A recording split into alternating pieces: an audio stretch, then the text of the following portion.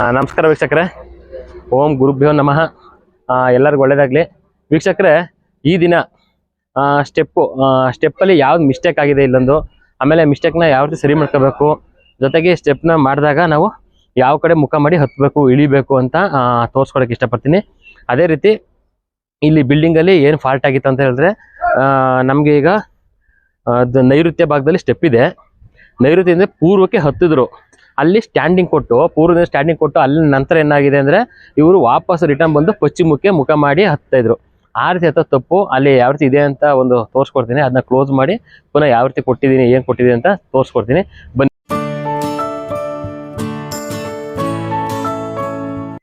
ಈಗ ಸ್ಟೆಪ್ಪು ಇದು ಈಗ ಏನಾಗಿದೆ, ನಡಿಗೆ ಇರೋದು ಕರೆಕ್ಟಾಗಿದೆ. ಈಗ ಪಶ್ಚಿಮದಿಂದ ಪೂರ್ವ ಕಡೆಗೆ ಹತ್ತಿ ಬರ್ತಾ ಇದ್ದಾರೆ. ಈ ಸ್ಟೆಪ್ಪು ನೋಡಿ, ಇದು ಪಶ್ಚಿಮ ಪೂರ್ವ ಕಡೆ ಬಂದರು.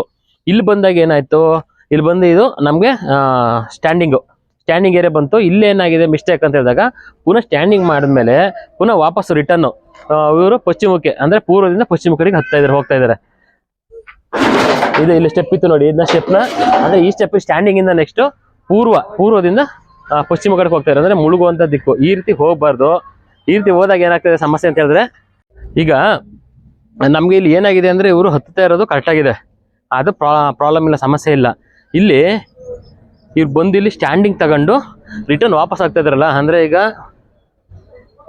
ಪಶ್ಚಿಮದಿಂದ ಪೂರ್ವದ ಕಡೆಗೆ ಹತ್ತಾ ಇದ್ದಾರೆ, ಸೂರ್ಯ ಉದಯ ಆಗೋ ಕಡೆಗೆ.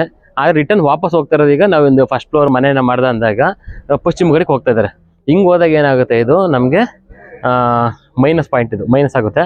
ಅದಕ್ಕೆ ನಾವು ಏನು ಮಾಡೋದಂದ್ರೆ ಇದನ್ನ ಈ ಸ್ಟೆಪ್ನ ಈಗ ಅರ್ಜೆಂಟ್ ಕ್ಲೋಸ್ ಮಾಡಿಸಿದ್ದೀವಿ. ಹಂಗೇನೆ ಜೊತೆಗೆ ಏನು ಮಾಡಿದ್ದೀವಿ, ಇಲ್ಲಿ ಹತ್ತಿ ಅಂತ ಹೇಳ್ಬಿಟ್ಟು ಈ ಕಡೆ ಸ್ಟೆಪ್ ಇಟ್ಗೆ ಇಟ್ಕೊಂಡು ಹತ್ಕೊಳ್ಳಿ ಅಂತ ಹೇಳಿದ್ದೀವಿ, ಮುಂದೆ ರೆಡಿ ಮಾಡ್ಕೋಬೋದು ಅಂತ. ಜೊತೆಗೆ ಈ ಜಾಗದಲ್ಲಿ ಏನು ಮಾಡಿದ್ದೀವಿ, ಇಲ್ಲಿ ಈ ಬಿಲ್ಡಿಂಗ್ ಬಂದಾಗ ದಕ್ಷಿಣ ಆಗ್ನೇಯದಲ್ಲಿ ಕೊಟ್ಟಿದ್ದು ದಾರಿನ ಪುನಃ ಬಂದು ಹಂಗೆ ಹತ್ತು, ಅದು ಫುಲ್ ನೀಚ ಸ್ಥಾನ ಆಗುತ್ತೆ ಅಂತ ಹೇಳ್ಬಿಟ್ಟು.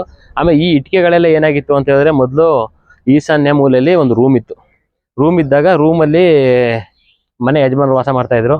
ಅಲ್ಲೇನಾಗ್ತದೆ ಸಮಸ್ಯೆ ಅಂದರೆ, ಮನೆ ಯಜಮಾನ ಬರೀ ಆರೋಗ್ಯ ಸಮಸ್ಯೆ, ಆಮೇಲೆ ಹಣಕಾಸುದು ಸಮಸ್ಯೆಗಳು, ತೊಂದರೆಗಳಾಗ್ತಾಯಿತ್ತು. ಆಗ ಅದಕ್ಕೆ ಏನು ಮಾಡ್ತು, ಈಶಾನ್ಯ ಮೂಲೆಯಲ್ಲಿ ಇದ್ದಂಥ ಈ ರೂಮ್ನ ಒಡಿಸು, ಇದನ್ನ ತಂದ್ಬಿಟ್ಟು ಈಗ ನೈಋತ್ಯ ಮೂಲೆ ಅಂದರೆ ಈಗ ಕುಬೇರ ಮೂಲೆ, ಇಲ್ಲಿ ಭಾರ ಬೀಳಬೇಕು ನಮಗೆ. ಅದಕ್ಕೆ ಇಟ್ಕೆಲ್ಲ ತೆಗೆಸಿ ಇಲ್ಲಿ ಇಟ್ಸಿದ್ದೀವಿ. ಸ್ವಲ್ಪ ಎಲ್ಲ ಸುಧಾರಿಸಿದ್ಮೇಲೆ ರೆಡಿ ಮಾಡ್ಕೋಬೇಕು ಅಂತ. ಆಮೇಲೆ ಅಲ್ಲಿ ಏನಾಗಿದೆ, ಪೂರ್ವ ಮಧ್ಯ ಭಾಗದಲ್ಲಿ ಡ್ರಮ್ ಇದೆ.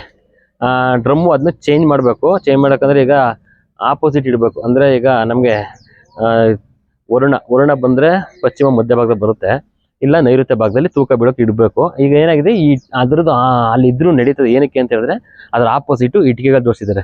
ಇದಕ್ಕಿಂತ ಈಗ ಒಂದು 1000 ಲೀಟ್ರ್ ಅಂತ ಹೇಳಿದ್ರೆ ಒಂದು 2000 kg ಅಷ್ಟು ಇಟ್ಕೆಗಳು ಆಪೋಸಿಟ್ ಇರೋದ್ರಿಂದ ನಡೀತದೆ, ಏನು ಸಮಸ್ಯೆ ಪ್ರಾಬ್ಲಮ್ ಆಗಲ್ಲ.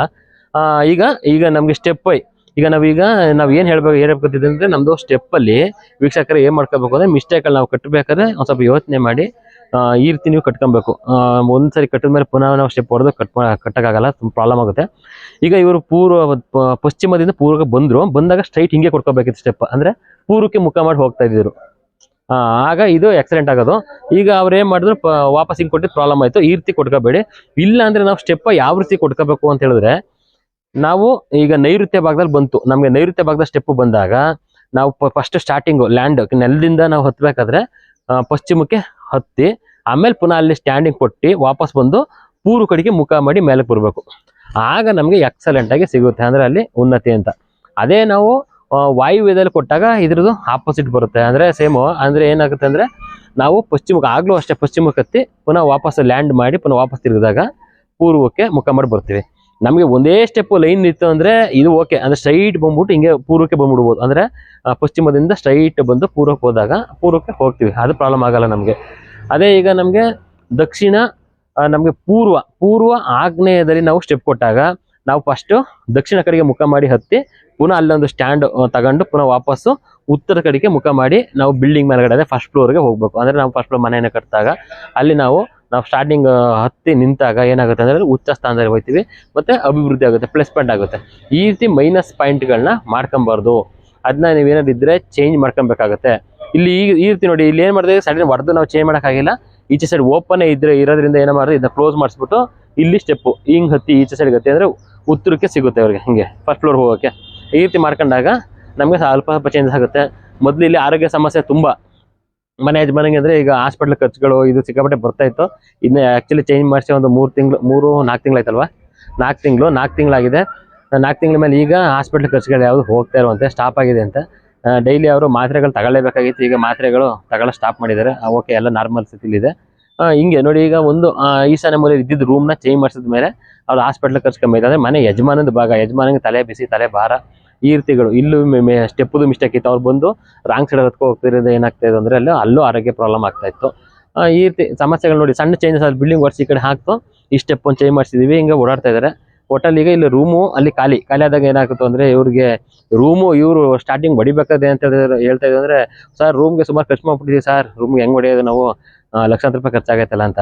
ಇವ್ರದಾಲೆ ಈಗ ಲಕ್ಷಾಂತರ ರೂಪಾಯಿ ರೂಮ್ದೊಂದು ಯೋಚನೆ ಮಾಡಕ್ ಹೋದ್ರೆ ಏನಾಗಿತ್ತು ಅಂತ ಹೇಳಿದ್ರೆ ಅದು ಮೇಜರ್ ತೆಗಿಲೇಬೇಕು. ಈಗ ಆಪೋಸಿಟ್ ಕಟ್ಟಬೇಕು. ರೂಮ್ ಬೇಡ ಅಂತ ಹೇಳಿದ್ರೆ ನಮ್ಗೆ ಈಗ ಈಶಾನ್ಯ ಮೂಲೆ ಇರೋ ರೂಮ್ದು ಆಪೋಸಿಟ್ ಪಶ್ಚಿಮ ಮತ್ತೆ ನೈಋತ್ಯ ಭಾಗದಲ್ಲಿ ನಮಗೆ ಅದಕ್ಕಿಂತ ಹೈಟ್ ಆಗಿ ಬಿಲ್ಡಿಂಗ್ ಕಟ್ಟಬೇಕು ಅಂದ್ರೆ ದುಡ್ಡು ಅಮೌಂಟು ಇಲ್ಲ. ಈಗ ಒಡೆಯೋದೇ ಈಸಿ ಮಾಡಿಬಿಡಿ, ಆಮೇಲೆ ಬೇಕಾದ್ರೆ ಮುಂದೆ ಆಗುತ್ತೆ ಅಂತ ಹೇಳಿದಾಗ ಈಗೇನಾಗಿದೆ, ತಿಂಗಳಿಗೂ ಇವ್ರಿಗೆ ಹಾಸ್ಪಿಟ್ಲಿಗೆ ಹೋಗ್ಬೇಕಾದ್ರೆ 10,000, 20,000, 30,000 ಖರ್ಚು ಅದೆಲ್ಲ ನಿಂತೋಗಿರೋದ್ರಿಂದ ಇದು ಲಾಭನೇ ಅವ್ರಿಗೆ ಅಂತ ಹೇಳ್ಕೊತೀವಿ. ನೋಡಿ, ವಾಸ್ತುದು ನಾವ್ ಏನೇ ಇದು ಮಾಡ್ಕೊಂಡ್ರು ನಮ್ಮ ಹಣೆ ಬರ ಚೆನ್ನಾಗಿದ್ರೆ ಚೆನ್ನಾಗಿರುತ್ತೆ. ಸ್ವಲ್ಪ ಹಣೆ ಬರ ಪ್ರಾಬ್ಲಮ್ ಆದಾಗ ವಾಸ್ತುದೆಲ್ಲ ಸಮಸ್ಯೆ ಆಗಿ ನಮ್ಗೆ ಈ ರೀತಿ ಖರ್ಚುಗಳು, ಪ್ರಾಬ್ಲಮ್ಗಳು, ಆಮೇಲೆ ಹಣಕಾಸಿನ ನಷ್ಟ, ಈ ರೀತಿ ಎಲ್ಲ ಸಮಸ್ಯೆಗಳಾಗುತ್ತವೆ. ಈ ರೀತಿ ಸಮಸ್ಯೆಗಳನ್ನ ತಂದ್ಕೋಬೇಡಿ. ಎಲ್ಲರೂ ಏನ್ ಮಾಡ್ಕೊಳ್ಳಿ ಅಂತ ಹೇಳಿದ್ರೆ, ಈ ಮನೆ ಕಟ್ಟಬೇಕಾದ್ರೇನೆ ನಾವು ಅದರಿಂದಲೇ ನಾವು ವಾಸ್ತುನ ನೋಡ್ಕೊಂಡು ತೋರ್ಸಿ ಕಟ್ಟಿದ್ರೆ ಈ ರೀತಿ ಪ್ರಾಬ್ಲಮ್ ಆಗಲ್ಲ. ಈಗ ಇವತ್ತು ಏನ್ ಮಾಡ್ತಾರೆ ಅಂದ್ರೆ, ಅವ್ರಿಗೆ ಫೀಸ್ ಕೊಡ್ಬೇಕಲ್ಲ, ಅಷ್ಟೋಗುತ್ತಲ್ಲ ಇಷ್ಟೋಗುತ್ತಲ್ಲ ಅಂತ ಯೋಚನೆ ಮಾಡ್ಕೊಂಡು ಒಂದ್ ಸ್ವಲ್ಪ ಫೀಸ್ಗೋಸ್ಕರ ಬೇಡ ಕಟ್ರಿ, ನಾವು ಇದು ಮಾಡೋಣ, ನಮ್ಮ ಟೈಮ್ ಚೆನ್ನಾಗದೆ ಅಂತ ಆ ರೀತಿ ಕಟ್ಕೊಂಡಾಗ ಮುಂದೆ ಆ ಮನೆ ಹೋದಾಗ ಸಣ್ಣ ಪುಟ್ಟ ಪ್ರಾಬ್ಲಮ್ಗಳು ದೊಡ್ಡದಾಗಿ ಶುರುವಾಗುತ್ತೆ. ಈ ರೀತಿ ಮಿಸ್ಟೇಕ್ ಮಾಡ್ಕೋಬೇಡಿ. ಜೊತೆಗೆ ಯಾರಾದರೂ ನಿಮ್ಮ ನೆಂಟರು, ಫ್ರೆಂಡ್ಸು, ರಿಲೇಟಿವ್ ಯಾರು ಮನೆ ಕಟ್ತಾ ಇದ್ರೆ ಅವ್ರಿಗೆ ಈ ವಿಡಿಯೋನ ಶೇರ್ ಮಾಡಿ, ಅವ್ರಿಗೆ ಅನುಕೂಲ ಆಗಲಿ.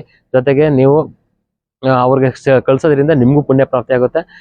ಇದನ್ನ ನೋಡ್ಕೊಂಡು ಚೇಂಜ್ ಮಾಡ್ಕೊಂಡಿದ್ರೆ ದೇವರು ನಮಗೂ ಒಳ್ಳೇದು ಮಾಡಿ ನಮಗೂ ಒಂದು ಸ್ವಲ್ಪ ಪುಣ್ಯ ಸಿಗುತ್ತೆ ನಿಮ್ಮ ಕಡೆಯಿಂದ ಅಂತ ಹೇಳಕ್ಕೆ ಇಷ್ಟಪಡ್ತೀನಿ. ವೀಕ್ಷಕರೇ, ಇದೇ ರೀತಿ ನನ್ನ ಚಾನಲ್ನ ನೋಡ್ತಾ ಇರಿ.